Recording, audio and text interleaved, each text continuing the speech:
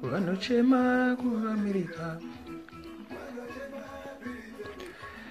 are you, comrades? Thank you for joining me for this weekly update. I'm just waiting for our first viewer.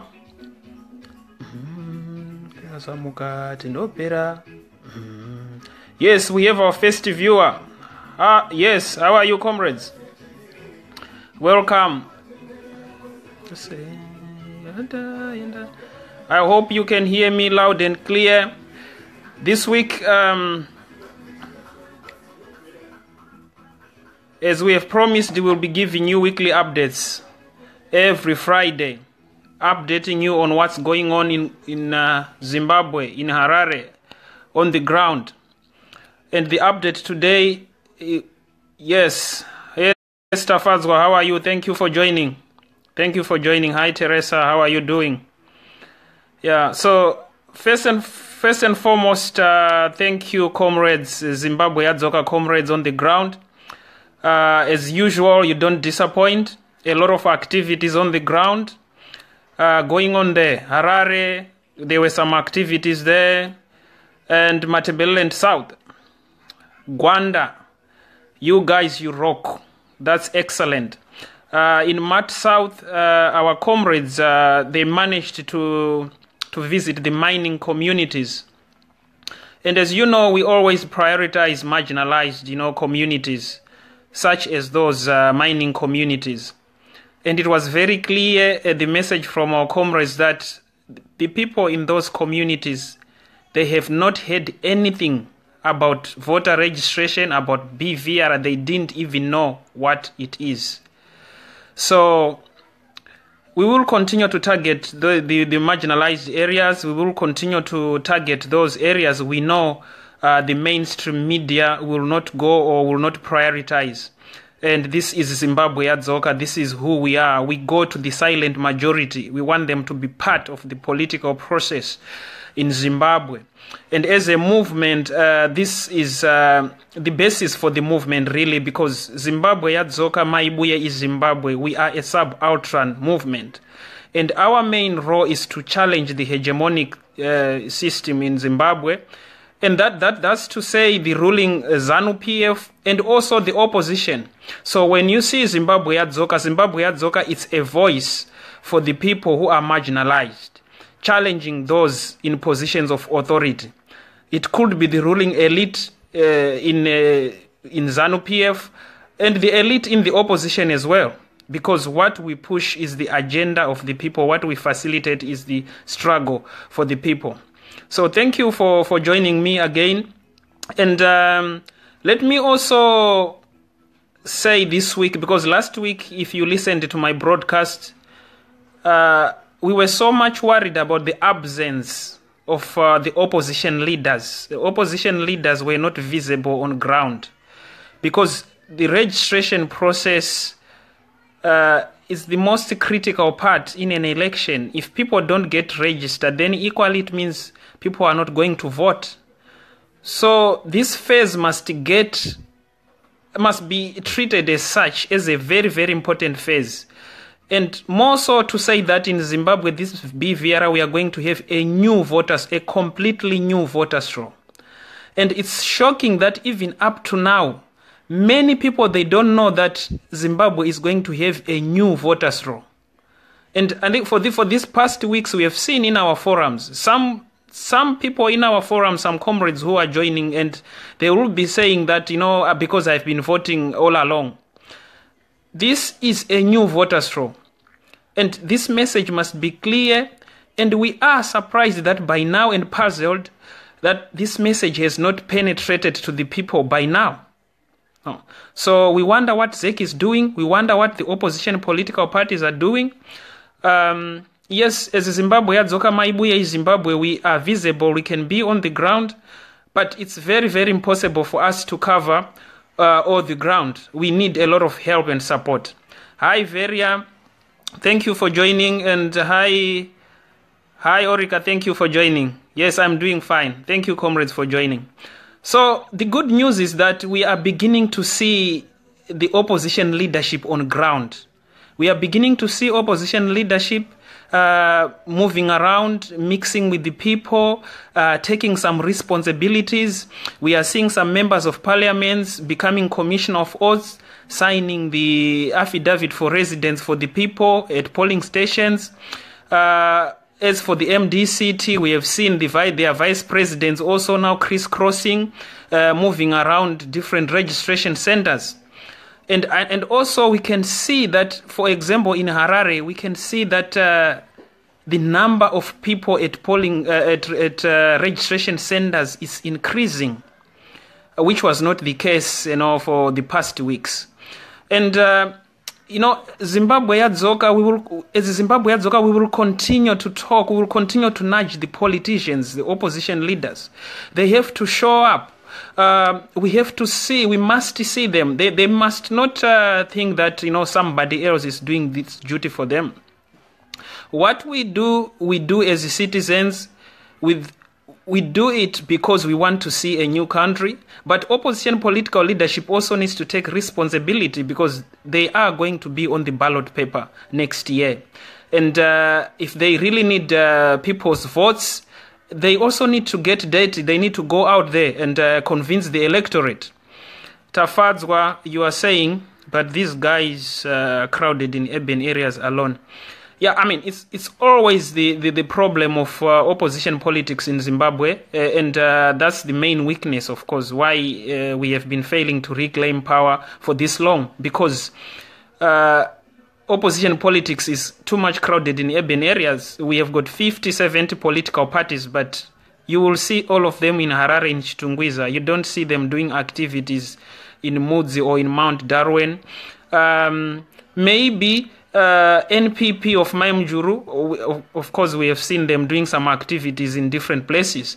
But it's a call that we have to continually make to these guys in the opposition. They have to know that Zimbabwe is bigger than Harare.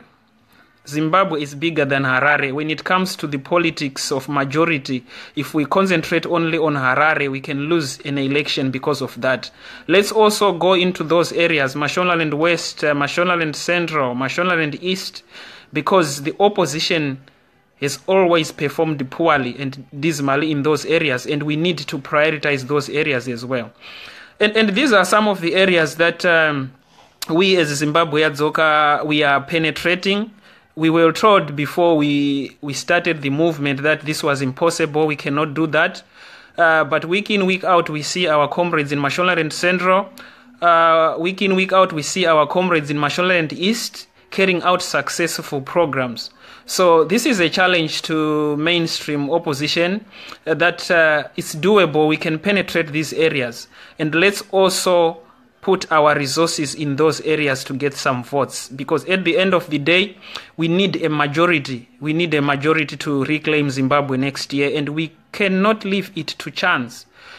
Next year, we cannot leave it to chance. We have to reclaim Zimbabwe. The conditions in the country are unbearable. We can't continue to have a country like this. Comrades, it's our responsibility. It's my responsibility. It's your responsibility to make sure that next year we have reclaimed our country and we have started the process to rebuild our beautiful country. Hi, Tapiwa. Thank you for watching. Yes, and yes, it's wonderful when you guys support the movement, when you guys support the struggle in many different ways. Yes, then another issue that I need to talk a little bit about is on the coalition. Those who have been following Zimbabwe Yadzoka, you know that Zimbabwe Yadzoka pushes for a robust and inclusive coalition because we realize that the problems that we are facing as a nation, they are of a political nature. So for Zimbabwe to move forward, we need a new political dispensation. Our solution, what we have proposed as a movement, is that opposition political parties, they need to unite. They must become a united front to confront ZANU-PF next year. And the situation on the ground now is that we have 3 coalitions.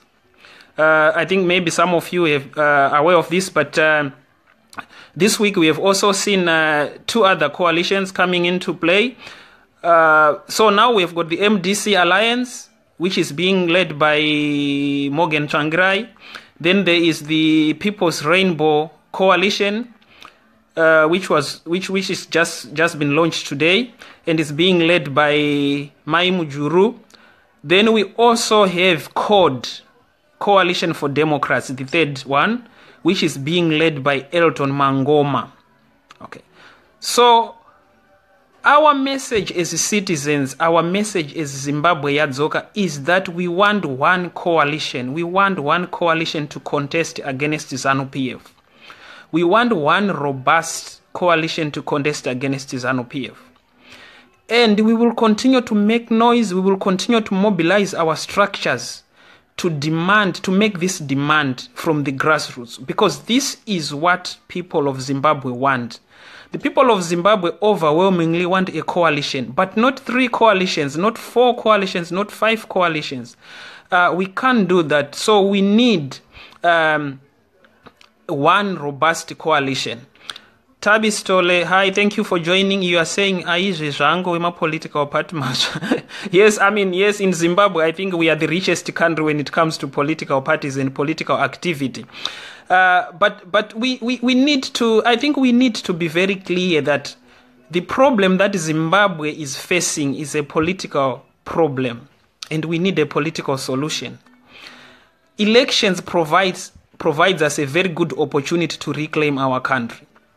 But the only way an election can work in Zimbabwe, given ZANU-PF and each machinations, especially when it comes to election rigging and the absence of electoral reforms, we must have a united front of opposition. This is something that we need to emphasize and that we must demand from our political leaders, opposition leaders. And I also need to comment, because people have been asking us as Zimbabwe Yadzoka, and people have been asking me that, okay, Zimbabwe Yadzoka, Maibuye Zimbabwe, you are pushing for a coalition. But who is going to lead the coalition? But let me say to the citizens that the problem that we are facing in Zimbabwe now is because we allow the politics of personalities to overshadow institutions. And this is a major, major problem. And if we don't think around this, and if we don't redefine our politics, we will continue to have a problem of leaders who come, promising so many good things, but then they will go unchecked, and then they become dictators, and then so forth and so forth and so forth. We may find ourselves in the same position.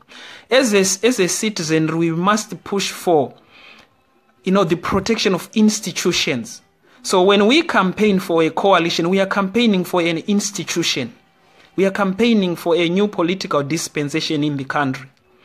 And so the question that should be of importance is not about who is going to lead the coalition. Is the new coalition going to reclaim Zimbabwe? There are so many people out there. There are so many hundreds of Zimbabweans who are capable of being leaders, or the leader we are searching for in Zimbabwe. But we also need to understand that as a nation, we have to push ZANU-PF out as a united front. And this is the first step that Zimbabwe needs to push ZANU-PF out. And the chance that we can do is if we don't divide the opposition vote. Because I think you and I here can agree that the opposition vote is fundamentally one vote. It's coming from one basket. Probably Mai Mujuru, you may say Mai Mujuru, about 50% or so may come from ZANU-PF. But then the rest is just the normal opposition that we have known. So we need to expand, when it comes to the electorate, the opposition needs to think carefully to expand, to go into the rural areas, these unventured areas, but also to go into partnerships where we can expand, numbers in terms of votes. Then when it comes to issue of leadership, the leadership is a consensus leader. A consensus leader is definitely going to lead the coalition, and the leader of the coalition will emerge. But first of all, we have to understand, this narrative that Zimbabwe needs a coalition. We need to do something differently. Okay, yes, and I will be reading. Let me read some of your comments here. Livingstone, you are saying she joined with Dare. Okay, you are talking about Mai Mujuru. I think I missed some of them.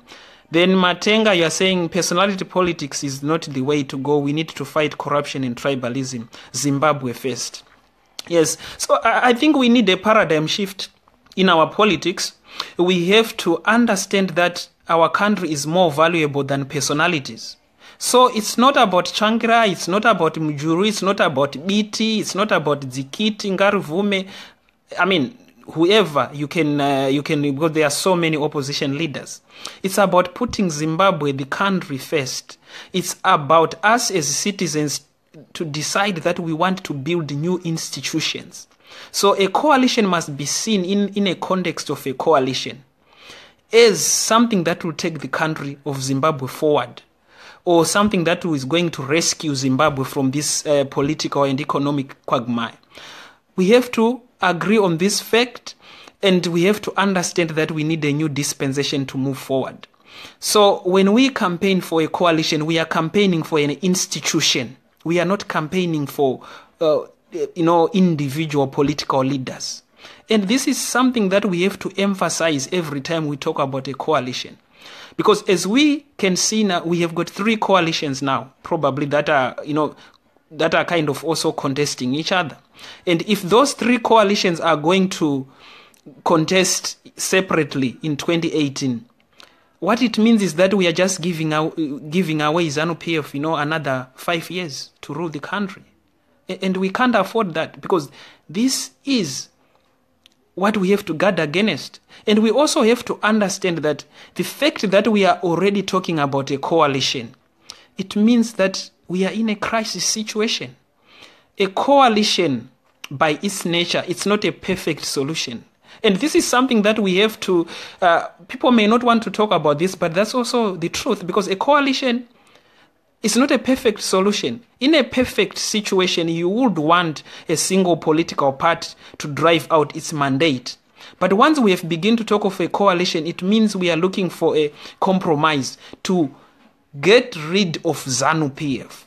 So the first enemy, our first major enemy, is ZANU-PF. What are we going to do as a nation to get rid of ZANU-PF? We must have a coalition. And when a coalition succeeds in 2018, then different political parties, they can go back into their own political institutions. And 2023, individual politicians can also start to contest separately. So this is something that is very important that we have to emphasize. Teresa, you are saying the only way to get rid of ZANU-PF is unity. We have to unite. We have to unite, we have to mass mobilize and vote like we did in 1980. Yes, Orika, I think Zimbabwe Yadzoka should do a campaign, Mai Mujuru. She will take us back to ZANU-PF. I can't see Mujuru joining Adam unless Vari Panyanga. No, I think the conversation that we have not concentrated on, for the reasons that I have discussed here in Zimbabwe Yadzoka, it's about the coalition leadership. Zimbabwe Yadzoka doesn't want to go into the dynamics of discussing leadership of a coalition, because once we do that, no one is going to mobilize for the coalition. So this is what is important, because if we as citizens start to get stuck in personalities, it means we are also abandoning the struggle. Because why we don't see the opposition leadership doing activities or on the ground, it's because they are discussing the issue of leadership of a coalition. But the leadership of the coalition is not going to win votes. It's not going to do that. What is going to win votes is mass mobilization.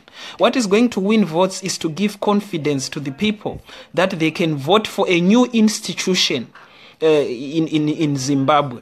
So I think what is important is, let's not get ourselves into politics of personalities to start to discuss different political leaders.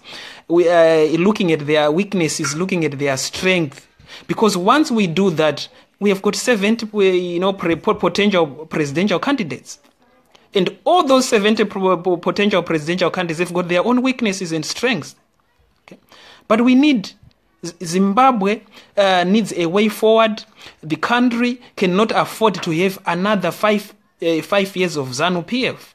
And I don't think the progressive leadership of Zimbabwe can come together, the opposition leaders, and all of them hand on the baton, the baton, and be foolish enough to give the baton stick to someone they haven't done some background checks, or someone they haven't know where they stand. So this is something that because when we think that the opposition leaders are also going to do this, then it means we don't have confidence with all the opposition leaders in Zimbabwe. Yeah. So whoever Biti, Tsvangirai, Ngube, Mai Mujuru, Ngaruvume, whoever they are going to agree on should be a consensus candidate. I don't see all these opposition leaders agreeing to give someone a baton who is not a consensus candidate. So the problem is not on the candidacy itself, but the issue is that have we mobilized good enough? Are we going to have one coalition that is going to upstage ZANU-PF? And this is something that we have to think carefully. Teresa, you are saying we are not dealing with a democracy, we are dealing with a military dictatorship.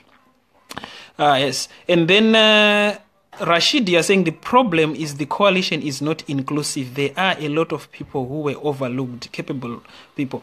I think, Rashid, you are raising a very, very valid point. But Zimbabwe Yadzoka, if you follow us, if you follow our campaigns are always asking for a robust and inclusive coalition. How inclusive is this final coalition is going to be? It's something that we have to speak loud as citizens. But I have observed that when we make our own recommendations, when we make our own judgments, when we make our own statements, because we are visible, the political leadership must listen and has to listen, because we also occupy a special place, because we are visible on the ground and we do activities as well. But what we have to understand is that, first and foremost, we are talking about an institution that is needed. And I think the majority of people in Zimbabwe, they would fundamentally agree that it's a coalition could be the solution to get rid of ZANU-PF. Not a single political party. So that's something that is not contested a lot. What is contestable is probably the issue of leadership. But again, I urge, as citizens, we must concentrate, we must know that we are there to defend institutions, not personalities. Let's not fall in the trap of doing a campaign for MDCT. Let's not fall in a trap for doing a campaign for NPP as citizens. Let's not fall into a trap for doing a campaign for PDP. We must campaign for Zimbabwe. We must campaign for what is good for the country of Zimbabwe, not single or individual political leaders. What we have to understand is that Zimbabwe is in this situation because of our political leadership. And there is no guarantee that the next, person who is going to come, if the citizens of Zimbabwe are not going to be conscientized enough, is also not going to take Zimbabwe down another different route. So it is a duty of us as citizens to be conscious, to speak out, to make some noise, and to check on the political leadership. This is very important. We have to check on the political leadership. So I think what is important here is that we must think of the country, and we must think about the institution of the country, and we must push for those institutions. So as a movement, we campaign for a robust coalition, and we want one coalition to contest against ZANU-PF. Currently, we have got 3 coalitions, and if we are going to go into elections with those 3 different coalitions, it's going to be very difficult. It's going to be very difficult to defeat ZANU-PF. So it's something that we also have to take note of. And when we make those decisions, then we should also know the consequences. Yes, Rashid, you're right. The inclusivity of a coalition is something that is contested. Who should be in, who should be out. Of course, some candidates, they are not warming up for the issue of the coalition. They would want to go as, as individuals. They don't see the value of coalitions. Some of them have been open, to that effect. And some candidates, they are choosing to go as independents. And what we also urge, of course, the coalition is to open up space for young people, for women, to make sure that, it's as inclusive as it can be. And this is what we will continue to push. But the fact that we have got 3 coalitions at the moment, it's not a good situation, and it's not a preferable situation as we move into 2018. So it's the narrative that we have to continually challenge. And as citizens, I think that's what we have to do, to push these politicians. We have to push these politicians and monitor them so that they can be accountable to the citizenry. And what is also important to understand and realize is that if we fail to reclaim the country next year, it's not those politicians who will suffer most. We have to understand that people like Tsvangirai, Mujuru, Biti, all those political leaders in the opposition, they have a far, far better and privileged life than the citizen, than the common average person, than the vendors who are being chased from the streets. So if we put our focus too much on the opposition leadership, we have to understand that whether we reclaim Zimbabwe or not, they will continue to live a privileged life. And as a movement, we are not fighting for the political leadership. We are fighting for the person in Checheche, in Chiendambuya, in Chundura. We are fighting for Wanagogo so that they can, the Wanagogo who are taking care of grandmothers, who are taking care of 6 orphans. We are campaigning for a child who is walking 6 kilometers to go to the nearest school. The political leadership, the opposition elite, they have a far better life than all of us. They can afford to send their kids in foreign schools. They are living in low density. They are driving luxurious cars. So this is what we have to understand. Let's not get ourselves trapped into the issue about discussing personalities. Because these people are already having a privileged life. So who are we speaking on behalf of? Zimbabwe Yadzoka is speaking on behalf of someone who is in Chiendambuya. And the movement, I think you can see us every week. People are going around and we have been talking to the people. And the people on the ground are demanding a coalition. Zimbabwe Yadzoka has managed to build a coalition of membership that cuts across political parties. So when you come when you come at a Zimbabwe Yadzoka meeting, you will see people from MDCT, you will see people from Nube, you will see people from NPP, you will see people from Zimfest. When you join a Zimbabwe Yadzoka forum, you will find MDCT people there, you will find Nube people there, BT people there, Mayamjuru people there. So why is it that, when it comes to this leadership, or who are we to say what the average person, what the common person is, or what the marginalized people, the silent majority are saying, it's something that we don't have to take account of. What we need is to reclaim Zimbabwe from ZANU-PF. What we need is a new administration that will make the country stable, that will jumpstart, the development of the country, so that by the time we reach 2023, the country is strong and robust enough, and we have developed some kind of minimum standards of a democracy. And in 2023, people can campaign on their different platforms as different political parties, and the people of Zimbabwe will have an opportunity to elect whoever they want in a free and fair elections, something that we don't have as long as ZANU-PF is in control.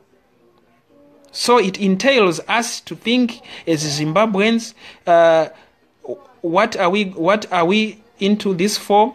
Are we going to sacrifice the country because we are going to defend personalities? So this is something that we have to think carefully. Yes, Teresa, you're saying they must sacrifice their personal agendas for the love of Zimbabwe. Yeah, but politicians can only do that if we pressure them. If we as citizens, we make a lot of noise about this. If we as Zimbabweans, we show that we are non-partisan in our own thinking. If we show politicians that, then they don't have a choice. But if we run into the risk of starting to name dropping, picking up names, picking up sides, of course, politicians can be reluctant. They can be reluctant to act. But we have to understand that this is what we are talking about. It's a game of politics. Let's not forget that movement, the MDC, after 2008 elections, the MDC ended up, into a government of national unity with ZANU-PF. Who would ever thought that was going to be possible? But it was possible. And so this is the dynamics. This is what can happen in politics. And as citizens, we have to always speak our mind and to try to push angles that we think will benefit the generality of Zimbabweans. And what will benefit the generality and majority of Zimbabweans is to have a new administration, coalition-led administration, that can set up some standards that will take the country forward. So let's continue to push the political leadership. Let's continue to make noise about this. We are not happy that there are 3 coalitions, but what at least I am happy about is that before these 3 coalition groups, probably we had about 30-40 political parties. So out of 30 political parties, now we have got 3 groups. This is a process. Coalition making is a process, but we have to push them so that they don't spend more time in boardrooms, so that they also become visible, so that they also craft a message that will go out there and resonate with people, so that the people can register, so that the people can have a message and to know what is it that they are going to vote for. So, and I think especially you Zimbabweans who are watching from the diaspora, you can also understand and relate to the issue of coalition, especially in the European context, that coalitions mostly are even formed after elections. So what we have to understand that what is important is institutions and who is going to lead. It means in that situation, if a coalition is formed after elections, it means people have already voted. And when the coalition is selected, that's where a leader is also emerges. So if we emphasize the issue of leadership, then it also defies the logic of advocating for a coalition. Because for a coalition, we are advocating for an ideal, an institution. And the leadership it's something that is contested and can be agreed upon and settled. And this can be done before or after elections. In Zimbabwe, we are only advocating for it before elections because ZANU-PF has got a very cunning and devious rigging machinery, and the only way we can offset that is to go into those elections as a united front. But in situations where coalitions are formed after elections, it means the leader of the country is not even decided after the vote. And then, of course, different political parties, they come up with some configurations and then have a leader for the country. So what is important is that when you vote, we are voting for ideals, we are voting for institutions, we are not voting for personalities. And this is why, as citizens, we have to conscientize each other. Let's not talk about personalities, let's talk about institutions and ideals that we are fighting for and willing to defend. Yeah, so comrades, I can see we have less questions now, and probably I have addressed most of the issues. And if you still have a burning question or issue, please can you send the message so that I can address it. But otherwise, it has been a busy week in the country. We're beginning to see a lot of people, some kind of queues now at registration centers, which is a good thing. We are beginning to see opposition leadership also on the ground, which is a good thing. And we need to keep on nudging them and urging them to move forward. Now we are we have these three coalitions in place, and we all know that the negotiations for a coalition, for a robust coalitions, are still ongoing. But let's not leave it to them. Let's not leave it to politicians. Let's keep on making noise about this. Let's send a clear message that the Zimbabwean people, the majority of people, want a robust and inclusive coalition that will put us in a position to reclaim the country. Thank you so much for joining me, and thank you so much for supporting the movement.